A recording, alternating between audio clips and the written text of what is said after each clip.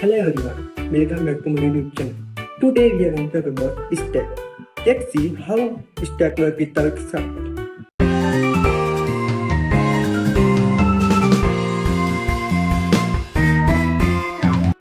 Imagine you are in the library. There is a pile of books. When you need to read a book, you pick up first book in the pile. The last book was added is first one you page. This is how stack works using reforming last in first out. Next, let's talk about the main operation you can perform with the stack. First, we have the push operation. This is like adding a new element to the top of our stack. Next is pop. This operation removes the element from the top of the stack. So if you pop the stack, you take away the last element that was added. The top operation.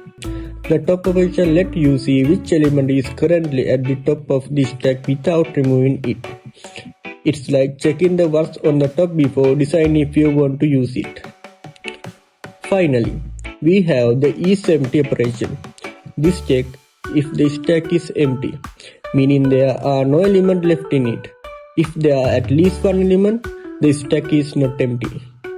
Now let's see how this works with stack of numbers.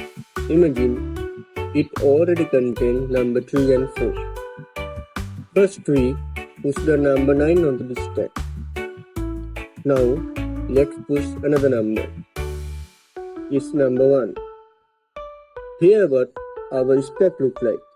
3 at the bottom, then 4, then 9 and 1 at the top. If we pop the stack now, we remove the top item, which is 1. If we pop again, we remove the next item, which is 9.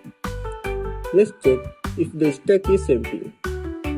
As you can see, the stack is not empty. It still contains 3 and 4. So if we pop one more time, we get 4 out.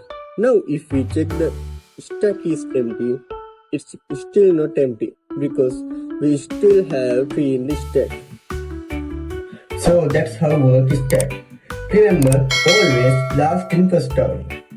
If you enjoy my video, like and subscribe for more insight. See you in next video.